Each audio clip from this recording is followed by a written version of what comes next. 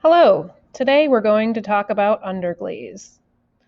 What is underglaze? Underglaze is a paintable clay body with tinted ceramic colorants. It can be painted on greenware, which is unfired clay, or bisqueware. I have painted it on my bisqueware dinosaur.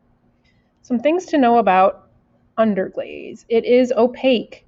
So for instance, I painted this light blue and then painted the dark blue and white over it, and the colors are not going to be see-through at all. They're going to stay nice and solid.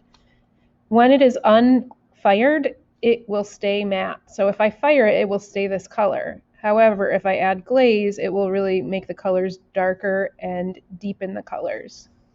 If you would like the piece to be shiny and have a permanent finish to it, like this piece, you can see it's got a shine to it. It's washable, it's going to be more stain resistant and a little stronger. You will need to put a clear glaze on top of it. Okay. This is great for fine detail. You can see I could get some finer lines here. These are not going to melt.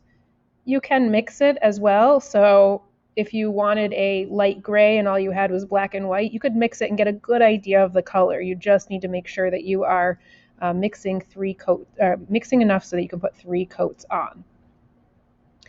There are some different ways that you can apply this. I've just painted it by putting one layer down and then putting the other layers directly on top of it. You can sponge it on. Okay, so here's an example of the sponging. Just note that the sponging is not going to melt the way that it did in your pinch pots. So it's going to be much more visible. So if you do sponge, make sure you have some paper towel and remove some of the paint so that it's not too heavy. You can add textures to it. You can also draw, you can do like a wet and wet. Here the student on this horse did like kind of a feathering texture on the edge. So she used sort of a dry brush and kind of feathered out the American flag. And she also added a little bit of layering and feathering on top of the tail to bring the white in. Okay. But if you have a small brush, you can also see, you can get a really fine level of detail and it does not run. So there's the writing there. Make sure that you apply 2 to 3 coats, that you've stirred it well before you apply it. The one technique that does not work, and I failed to mention that, was dripping. Dripping can cause it to crack off because it's put on too thickly. You do not want to put this on thick. It's more susceptible to cracking off. After you are finished with your painting your animal, you will need to photograph it before you put the clear glaze on, because I need to see it in your portfolio in order to grade it. So please now take a moment to photograph your artwork. Please view the final portfolio for the requirements. Once you are ready to clear glaze your animal, you are going to do the following. You're going to take a clean sponge and take your clear glaze, which is in your art kit, and you're going to dip it in, and you are going to dab it on the animal. You do not want to smear the paint or drag the paint. That is going to cause the painting that you did underneath to get distorted. That's why you're using a sponge, because it's just going to kind of pat a thin layer and protect your painting underneath. I am not going back over this right now. I'm going to let it dry.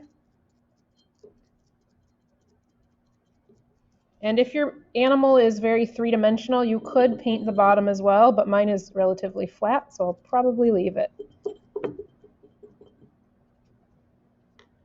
So I'll come back in a minute and show you how I'm going to paint it after this. So I have used my hairdryer to dry my animal. The clear glaze looks like a white color. Don't worry, it will come out clear once it goes in the kiln. The chemicals have to melt together to create that translucent effect.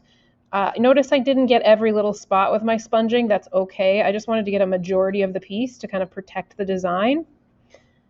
So now I am going to take a large soft paintbrush, or you can use, a smaller one. It will just take you a little bit longer. And I'm going to paint my second coat. I do not want to go over the same section twice, at least initially, because it could lift up the paint underneath.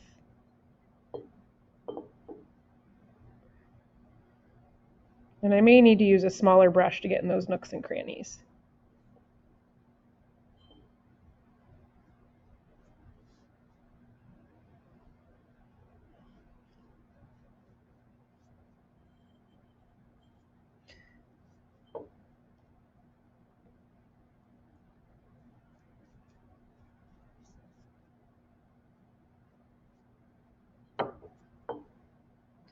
All right, and then I'm going to let this dry.